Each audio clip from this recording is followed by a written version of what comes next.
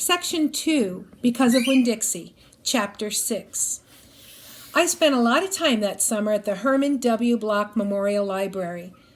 The Herman W. Block Memorial Library sounds like it would be a big fancy place, but it's not.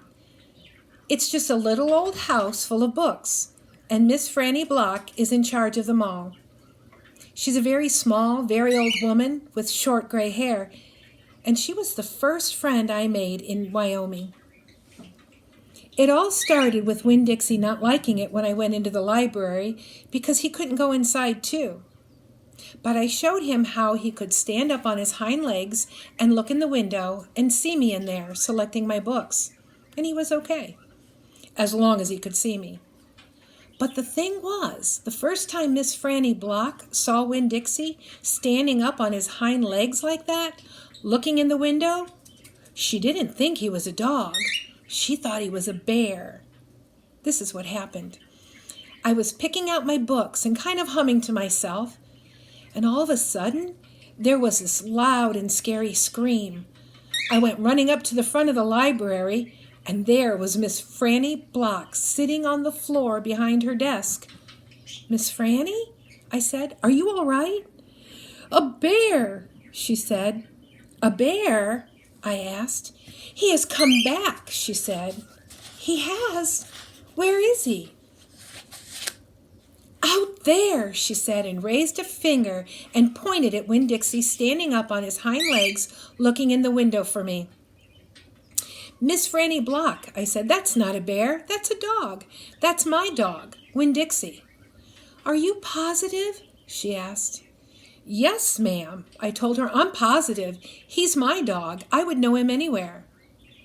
Miss Franny sat there trembling and shaking. "Come on," I said. "Let me help you up. It's okay." I stuck out my hand, and Miss Franny took hold of it, and I pulled her up off the floor. She didn't weigh hardly anything at all.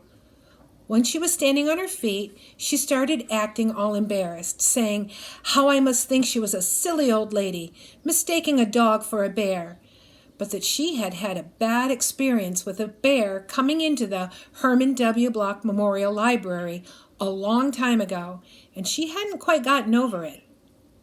"When did it happen?" I asked her. "Well," said Miss Franny, "it's a very long story."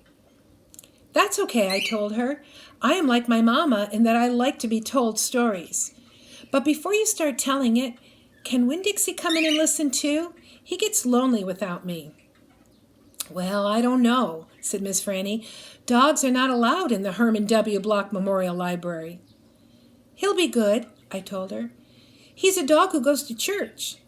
And before she could say yes or no, I went outside and got Winn-Dixie. And he came in and lay down with a humph and a sigh right at Miss Franny's feet. She looked down at him and said, "He most certainly is a large dog." "Yes, ma'am," I told her. "He has a large heart, too." "Well," Miss Franny said. She bent over and gave Winn-Dixie a pat on the head, and Winn-Dixie wagged his tail back and forth and snuffled his nose on her little old lady feet. "Let me get a chair and sit down so I can tell this story properly."